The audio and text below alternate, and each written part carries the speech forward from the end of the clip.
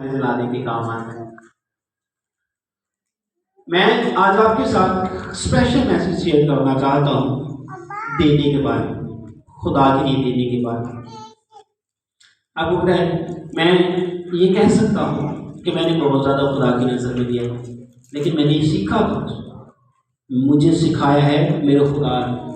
اس سے بڑی قربانی، اس سے بڑا گفٹ کسی نے جہان میں کبھی کسی کو نہیں دیا۔ اس نے سب سے پہلے دیا اور سب سے زیادہ دیا۔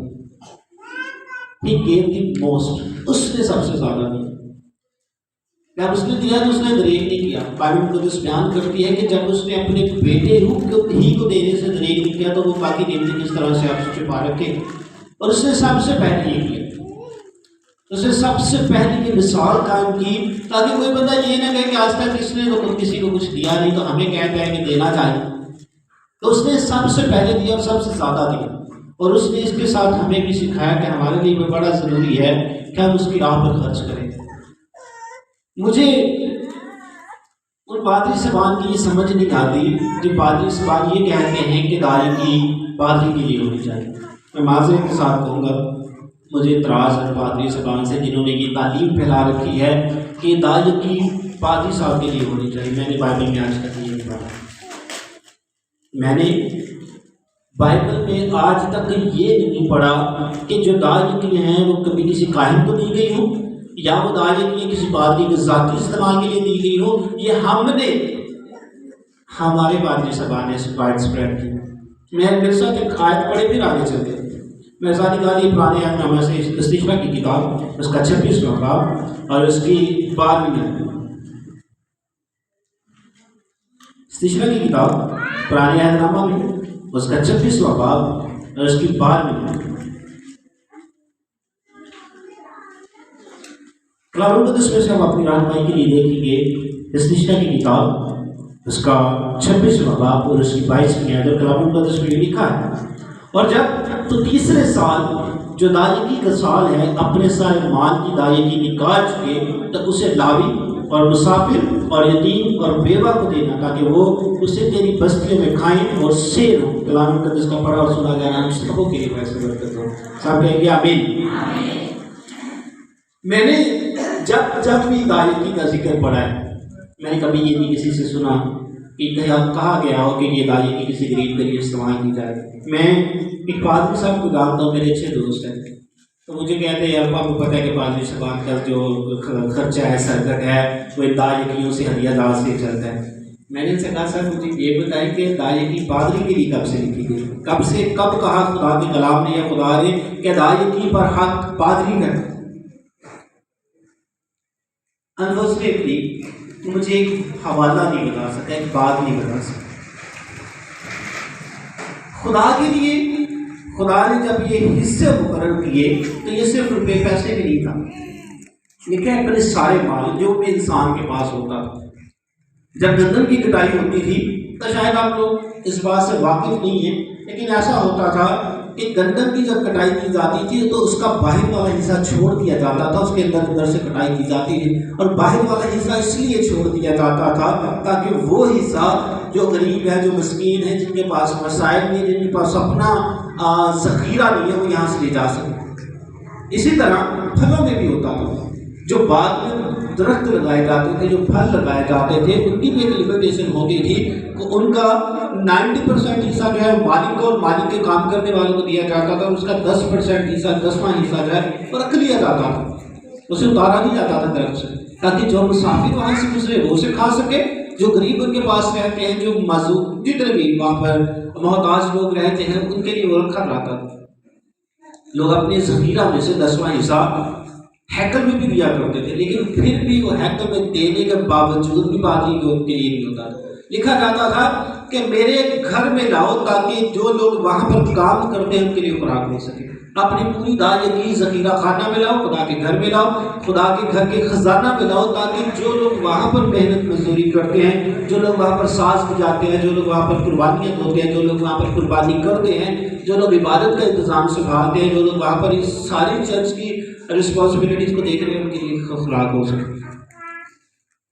تو یہ 10واں حصہ جو ہے ہمیشہ انہی کاموں کے لیے استعمال کیا جاتا تھا۔ میں اگر آپ کے ساتھ خدا یسوع مسیح کا ذکر کروں تو لکھا ہے ایک دفعہ خدا یسوع مسیح کے پیچھے بہت بڑی بھیڑ تھی اور خداوند نے کہا، خداوند سے کسی نے کہا کہ یہ جانے دینے رخصت کر، اندھیرا ہو گیا ہے، علاقہ ویران ہے، تو تاکہ یہ نزدیک کے شہروں میں چلے جائیں اور جا کر وہاں پر اپنے کھانے پینے کا سے کچھ انتظام کریں، کچھ رہنے کا انتظام کریں۔ جگہ سنسان ہے، ویران ہے، تو یہ نہ ہو کہ ان کے ساتھ کچھ ماجرا پیش ہے۔ خداوند یسوع مسیح نے کہا کہ تم ہی نہیں کچھ کھانے کے لیے، جلدی سے اس نے یہ نہیں کہا کہ ہمارے پاس کچھ نہیں ہے، انہوں نے بتایا کہ جو ہمارے پاس گائیاں جمع ہیں، جو ہمارے پاس ہدیہ جمع ہے، وہ 200 دینار کے لیے کافی نہ ہوں گے۔ کبھی بھی خداوند نے پیسوں سے یہ نہیں کہا کہ میرے لیے نیا سوٹ لایا جائے، میرے لیے نئی جوتیاں لائی جائیں، یا میں ایک اچھی بائک رکھنا چاہتا تو ان پیسوں سے یہ بائک رکھی جا سکے۔ مجھے ایک اناؤنسمنٹ یاد ہے، ایک دفعہ ایک پادری صاحب نے کہا کہ میری بائک چوری ہو گئی، میری بائک چوری ہو گئی ہے، تو میں نے جو ڈویژن پہ جانا ہوتا ہے تو آپ لوگ مجھے میرے لیے ہدیہ کنٹریبیوٹ کرو، اپنی دانے کے دو میری نئی بائک دے۔ آپ کا پرسنل، آپ کا ذاتی ایکسپینس ہے، آپ اسے اپنی جیب سے پورا کرنا ضروری ہے۔ امریکہ میں پاکستان سے زیادہ پادری، اگر پاکستان میں 10,000 یا 20,000 آج کل تو ایسے زیادہ ہے، لیکن امریکہ میں یا باہر کے ممالک میں پاکستان سے زیادہ پادری، لیکن ہر پادری ڈیوٹی کرتا ہے، ہر پادری ڈیوٹی کرتا ہے۔ کوئی بہت بڑا پادری ہو تو شاید وہ نوکری نہ کرتا ہو، لیکن پھر بھی اس کا سائڈ بزنس ہے، اس نے الگ سے بزنس ہو رکھا ہے جو اپنے ذاتی ایکسپینسز کو سپورٹ کرنے کے لیے اس نے بنا رکھا ہے۔ صرف ملک پاکستان ایک ایسا ملک ہے جہاں پر پادری صاحب اگر ڈیوٹی نہیں کرتے، اس لیے نہیں کرتے کہ ہمارے ایکسپینسز ہماری کلیسیاں چلائیں۔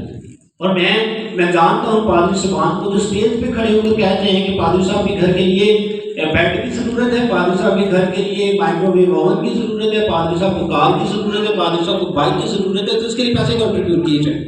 کیوں کیے جائیں؟ اس کے لیے آپ اپنی دائرتیاں نکالیں، کیوں نکالیں؟ آپ اپنا کام کرو اور اپنے ایکسپینسز اپنی جیب سے پورا کریں۔ بائبل مقدس جب واضح کہتی ہے کہ جب تم اپنی دائرتی نکال چکو تو اسے یا تو پہلے لاوی کے لیے، یعنی وہ لوگ جو ہیکل میں خدمت کا کام کرتے ہیں ان کے لیے استعمال کیا جائے، اور مسافروں کے لیے اور یتیموں کے لیے اور بیواؤں کے لیے۔ ہم نے آج کل ٹیلی ایونجلزم بہت چلتا ہے۔ ٹیلی ایونجلزم کا مطلب ہے جو ٹی وی پر چینل چل رہے ہیں، وہاں پر شاید کوئی گواہی چل رہی ہو یا نہ چل رہی ہے، وہاں پر کوئی میسج چل رہا ہو یا نہ چل رہا ہو، لیکن نیچے باٹم میں ایک پٹی ضرور چلتی رہتی ہے جس میں بار بار بارہا لکھا جاتا ہے کہ اپنی دائرتیاں، اپنے ہدیہ جات اس جائز کیش میں سینڈ کریں، اس بینک اکاؤنٹ میں سینڈ کریں، اس ایزی پیسہ اکاؤنٹ میں سینڈ کریں۔ اور میں نے ان تمام پادری صاحبان کو کبھی بھی کسی سوشل ورکنگ میں کام کرتے ہوئے دیکھا نہیں، جتنے بھی آپ پاکستان کی ٹیلی ایونجلسٹ لے گئے، جتنے بھی ٹی وی پر کلام سنانے والے پادری صاحبان، مجھے ایک بندہ بھی ان میں وہ نظر نہیں آتا جو سوشل ورکنگ کر رہا ہو، جو سماجی کام کر رہا ہو یا اس پیسے کو خدمت کے لیے استعمال کر رہا ہو۔ آج کل کے پادری صاحبان کی معذرت کے ساتھ کہوں گا کہ حالت بہت بہترین ہوتی جا رہی ہے اور ان کی کلیسیوں کے حالات اور بھی کمزور ہوتے جا رہے ہیں۔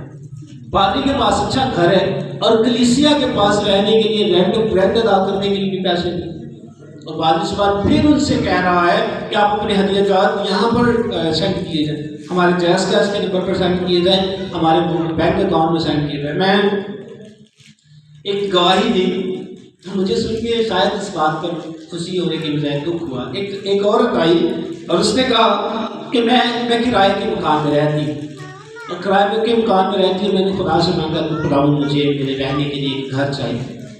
خدا نے کہیں سے اس کے رہنے کے لیے 2.5 مرلے کا گھر سے دے دیا، میں بڑی خوش تھی۔ اور پھر میں نے ٹی وی پر دیکھا کہ پادری صاحب کہہ رہے تھے کہ ہمیں چرچ بنانے کے لیے پیسوں کی ضرورت ہے، ہمیں چرچ بنانا ہے تو آپ اپنے ہدیہ جات اس چرچ کے لیے کنٹریبیوٹ کرو۔ لیکن میں نے وہ اپنا گھر بیچا اور آ کے سارا پیسہ جو ہے اس چرچ کی کنسٹرکشن کے لیے، اور میں پھر سے کرائے پر ہی رہتی۔ اور آپ کے لیے یہ نہیں چاہتا، آپ کے لیے وہ پادری صاحب چاہتے ہیں جو خدا کے لیے اپنے پیٹ کی عبادت کرتے ہیں، جو خدا کے لیے کام نہیں کرتے بلکہ اپنی فیملیز کے لیے۔ ان کے اگینسٹ نہیں دیکھیں گے، کبھی آپ ٹیلی ایونجلسٹ پادری صاحب کو دیکھیے گا، ان کے گھر کتنے مہنگے ہیں، ان کے پاس گاڑیاں کتنی زیادہ ہیں، ان کے پاس ہر ایسوسیشن کی چیزیں کتنی زیادہ پسند ہے، ان کو بیچ کے ہم اپنے چرچز پہ کیوں نہیں لگاتے؟ مجھے شاید ان سے کوئی جیلسی نہیں ہے، لیکن مجھے خدا کے کلام کے مطابق ان سے اس بات کا اعتراض ضرور ہے۔ میں ضرور کہوں گا کہ میرے پاس اگر کار ہے تو میں اسے بیچ کے چرچ کی کنسٹرکشن پہ کیوں نہیں لگا سکتا؟ اگر میرے پاس سونے کے زیورات ہیں، میری بیوی سونے کے زیور پہن کے اسٹیج پر بیٹھی ہے اور میں لوگوں سے کہہ رہا ہوں کہ مجھے چرچ کی چھت ڈالنے کے لیے پیسے چاہیے، تو میں سونے کی چیزوں کو بیچ کے کیوں نہیں پیسے کنٹریبیوٹ کرتا؟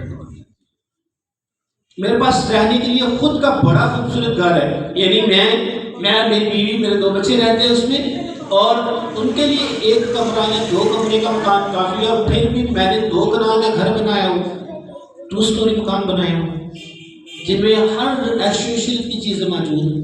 میں اسے بیچ کے اس چرچ کی جگہ پہ کیوں نہیں؟ میں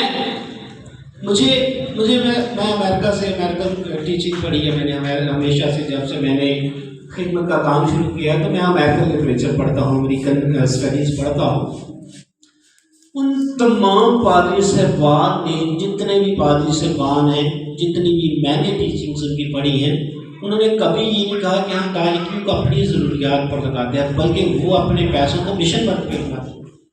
کبھی بھی میں نے نہیں سنا کہ پادری صاحب نے کلیسیا کے پیسوں سے گاڑی نہیں، بلکہ میں نے یہ سنا ہے کہ وہاں کے پادری صاحبان نے اپنی کلیسیاؤں کو کاریں لے کر دی، اپنی کلیسیاؤں کو انہوں نے موٹر سائیکلس لے کے دیے، اپنی کلیسیاؤں کو منتھلی خرچہ دیتے۔ یہاں پر کتنے پادری صاحبان ہیں جو ہر مہینے اپنی کلیسیاؤں کو خرچہ دیتے ہیں؟ میں ایک دفعہ یہاں پر میسج سنا رہا تھا کہ پادری صاحب اسٹیج پہ کھڑے ہو کے کہتے ہیں کہ بھائی میری کوئی ضرورت ہے، سپوز میں ایک چھوٹی سی چیز کنسیڈر کرتا ہوں کہ میں وزٹ پر جاتا ہوں تو میرے پاس کار یا بائک یا کوئی بھی وہیکل نہیں ہے تو مجھے وہ چاہیے، آپ اپنے ہدیہ ڈال دو۔ لیکن اس کے اگینسٹ کبھی کلیسیا اپنی ضرورت لے کے پادری صاحب کے پاس آ جاتی ہے تو پادری صاحب کہتے ہیں ہم آپ کے لیے دعا کریں گے۔ ہم 100 پادریوں میں سے کتنے پادری صاحب ہیں جس بات کا درد رکھتے ہیں، اس بات کا خیال رکھتے ہیں؟ ہمارے چرچز میں، باہر کی بات نہیں چھوڑتے، ہمارے چرچز میں کتنے یتیم یا بیوائیں بچے ہیں جن کا ہم خیال رکھتے ہیں؟ ہمارے ارد گرد بہت سارے بچے ایسے ہیں جو اسکولوں میں نہیں جاتے، اور ان کی ایک وجہ یہ بھی ہے کہ ان کی مالی حالات اچھے ہیں۔ ہم میں سے کتنے لوگ ان بچوں کو اسکول بھیجنے کے لیے منتھلی 500-700 کا خرچہ کر سکتے ہیں؟ ایک نہیں، کہ وی آر ناٹ کنسرن، ہم ان سے فرق نہیں پڑ سکتے۔ ہمیں فرق نہیں پڑتا کہ کوئی بچہ اسکول جا رہا ہے یا نہیں جا رہا، کسی کے مالی حالات بہتر ہیں یا نہیں ہے، لیکن بائبل مقدس کی یہ تعلیم نہیں ہے۔ بائبل مقدس کا یہ کہ جو تم کام کرتے ہو، جب تم اپنی جو بھی محنت کوشش کرتے ہیں، جو کچھ بھی